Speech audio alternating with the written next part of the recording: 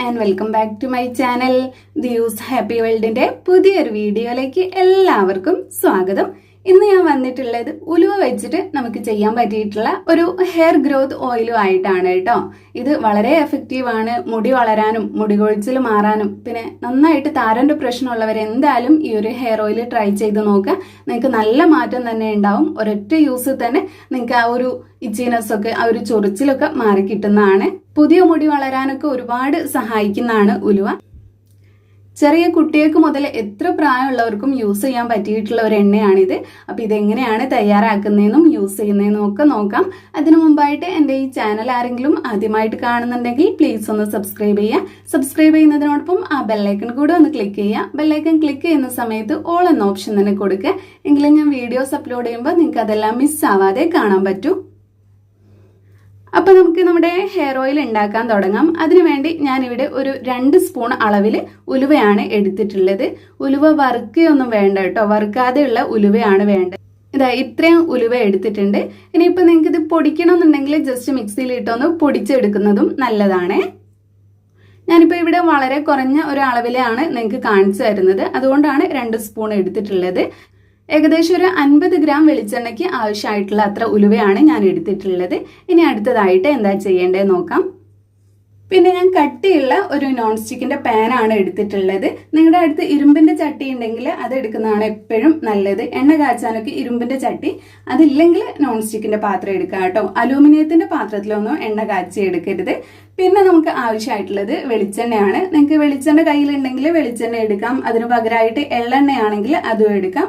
Olive ഓയിലോ അല്ലെങ്കിൽ almond ഓയിലോ ഒക്കെ ആണെങ്കിൽ അത് നേരിട്ട് ചൂടാക്കുമ്പോൾ അതിന്റെ ഗുണം നഷ്ടപ്പെടും എന്നാണ് പറയാറുള്ളത്. അപ്പോൾ വെളിച്ചെണ്ണയോ എണ്ണയോ, എണ്ണ എന്ന് പറയുന്നത് എള്ളെണ്ണ അങ്ങനെ പറയുന്ന ആ ഒരു ഇതുണ്ടല്ലോ, അത് എടുക്കുന്നതാണ് നല്ലത്. അപ്പൊ ഞാൻ പാനിലേക്ക് ആവശ്യമായിട്ടുള്ള അത്ര വെളിച്ചെണ്ണയാണ് ഒഴിച്ചു കൊടുക്കുന്നത്. വെളിച്ചെണ്ണ കടയിൽ നിന്ന് വാങ്ങുന്ന വെളിച്ചെണ്ണ ഒഴിവാക്കുക. പാക്കറ്റിൽ കിട്ടുന്ന വെളിച്ചെണ്ണ അല്ലാതെ മില്ലെന്നൊക്കെ നമ്മൾ വാങ്ങിക്കാറില്ലേ, ആ ഒരു വെളിച്ചെണ്ണ വാങ്ങുന്നതായിരിക്കും കുറച്ചും കൂടെ നല്ലത്. ഇതിനുള്ള വെളിച്ചെണ്ണ എടുത്തിട്ടുണ്ട്. ഇനി നമുക്ക് നമ്മൾ എടുത്തു വെച്ചിട്ടുള്ള ഈ ഒരു ഉലുവ ചേർത്ത് കൊടുക്കാം.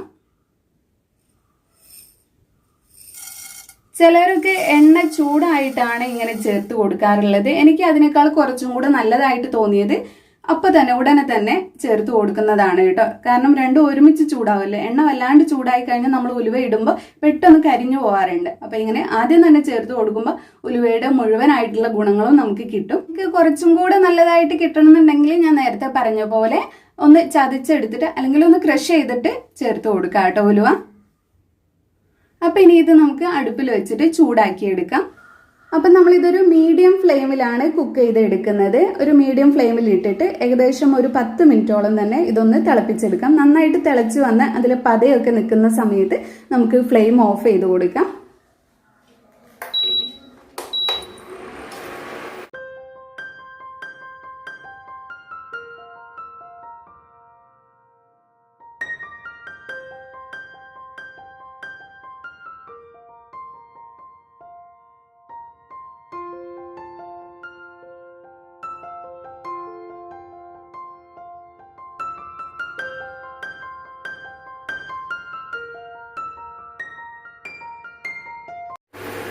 ഇപ്പൊ നമ്മുടെ എണ്ണയൊക്കെ ഏകദേശം ഇവിടെ ആയി വന്നിട്ടുണ്ട്.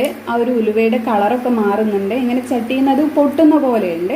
അപ്പൊ ആ ഒരു സമയത്ത് നിങ്ങൾ ഫ്ലെയിം ഓഫ് ചെയ്ത് കൊടുക്കുക.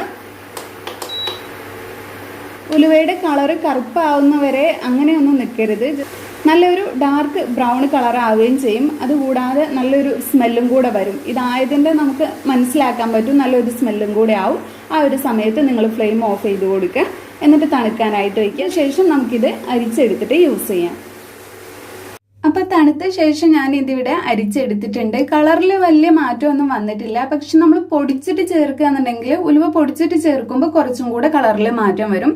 ഇപ്പൊ ഞാനിവിടെ പൊടിക്കാതെ ചേർത്തുകൊണ്ട് ഏകദേശം നമ്മുടെ വെളിച്ചെണ്ണയുടെ ആ ഒരു കളർ തന്നെയാണ്. കുറച്ചൊന്ന് കളറ് മാറിയിട്ടുണ്ട് എന്നുള്ളതേ ഉള്ളൂ. പിന്നെ ഇതിന് നല്ല സ്മെല്ല് വന്നിട്ടുണ്ട് കേട്ടോ. ഉലുവയുടെ ആ ഒരു സ്മെല്ല് വന്നിട്ടുണ്ട്. അപ്പൊ നമ്മുടെ ഏറ്റവും എഫക്റ്റീവ് ആയിട്ടുള്ള ആ ഒരു എണ്ണ ഇവിടെ റെഡി ആയിട്ടുണ്ട്. അപ്പൊ ഉലുവയുടെ എണ്ണ ഇങ്ങനെയാണ് തയ്യാറാക്കുന്നത്. അപ്പൊ ഇനി ഇത് എങ്ങനെയാണ് യൂസ് ചെയ്യേണ്ടതെന്ന് അറിയാൻ നിങ്ങൾക്ക് താല്പര്യം ഉണ്ടാവില്ലേ? സാധാരണ എണ്ണ യൂസ് ചെയ്യുന്ന പോലെ തന്നെയാണ് കുളിക്കുന്നതിന് മുന്നേ ആയിട്ട് മുടിയിൽ കെട്ടൊക്കെ കളഞ്ഞ് ഒന്ന് ചീകി വൃത്തിയാക്കിയ ശേഷം ഇതൊന്ന് ജസ്റ്റ് ഒന്ന് അപ്ലൈ ചെയ്ത് കൊടുക്കുക. അപ്ലൈ ചെയ്യുന്ന സമയത്ത് നമ്മൾ എപ്പോഴും തലയോട്ടിയിലേക്കാണ് നന്നായിട്ട് എണ്ണയാക്കി കൊടുക്കേണ്ടത്. അപ്പോൾ തലയോട്ടിയിലാവുന്ന രീതിയിൽ നന്നായിട്ട് അപ്ലൈ ചെയ്ത് നല്ലൊരു മസാജും കൂടെ കൊടുക്കുക. മസാജ് ചെയ്യുമ്പോൾ മുടി കൊഴിച്ചിൽ അധികമായിട്ടുള്ളവർ മസാജ് ചെയ്യണമെന്നില്ല, ജസ്റ്റ് ഒന്ന് തേച്ച് പിടിപ്പിച്ച് കൊടുത്താൽ മതി. ചുരുങ്ങിയത് അരമണിക്കൂറെങ്കിലും വെച്ചിരിക്കുക. അരമണിക്കൂറിന് ശേഷം കുളിക്കുന്ന സമയത്ത് കഴുകി കളയുക. സോപ്പ് ഷാമ്പു ഉപയോഗിക്കാതിരിക്കുക. അത് രണ്ടും യൂസ് ചെയ്ത് കഴിഞ്ഞാൽ നിങ്ങൾക്ക് ഇതിന്റെ റിസൾട്ട് കിട്ടില്ല. നിങ്ങൾക്ക് താളി ഉപയോഗിച്ചിട്ടോ അല്ലെങ്കിൽ താളിപ്പൊടി ഉപയോഗിച്ചിട്ടോ ഒക്കെ നിങ്ങൾക്ക് ഇത് കഴുകിയെടുക്കാൻ പറ്റുന്നതാണ്. അപ്പൊ ഇങ്ങനെയാണ് നമ്മുടെ ഈ ഒരു ഹെയർ ഓയിൽ യൂസ് ചെയ്യേണ്ടത്. നിങ്ങൾക്ക് കുറച്ച് യൂസ് തന്നെ താരനൊക്കെ മാറിയിട്ട് മുടിക്ക് ഉള്ളു വയ്ക്കുന്നതും നീളം വയ്ക്കുന്നതും മുടിക്ക് നല്ല കറുപ്പ് കളർ കിട്ടുന്നതും ഒക്കെ കാണാൻ പറ്റുന്നതാണ്. അപ്പൊ നിങ്ങൾ എല്ലാവരും എന്തായാലും ട്രൈ ചെയ്ത് നോക്ക്. യൂസ് ചെയ്തിട്ട് റിസൾട്ട് കിട്ടിയാൽ അതെന്തായാലും കമന്റിലൂടെ അറിയിക്കുക. ഈ ഒരു വീഡിയോ നിങ്ങൾക്ക് എല്ലാവർക്കും യൂസ്ഫുൾ ആയി എന്ന് വിചാരിക്കുന്നു. ഇഷ്ടപ്പെട്ടെങ്കിൽ ലൈക്ക് ചെയ്യുക, നിങ്ങളുടെ ഫ്രണ്ട്സും ഫാമിലിയും ഒക്കെ ആയിട്ടൊന്ന് ഷെയർ ചെയ്യുക. പിന്നെ നമ്മുടെ ഈ ചാനൽ ആരെങ്കിലും സബ്സ്ക്രൈബ് ചെയ്യാതെ കാണുന്നുണ്ടെങ്കിൽ പ്ലീസ് ഒന്ന് സബ്സ്ക്രൈബ് ചെയ്യുക. താങ്ക്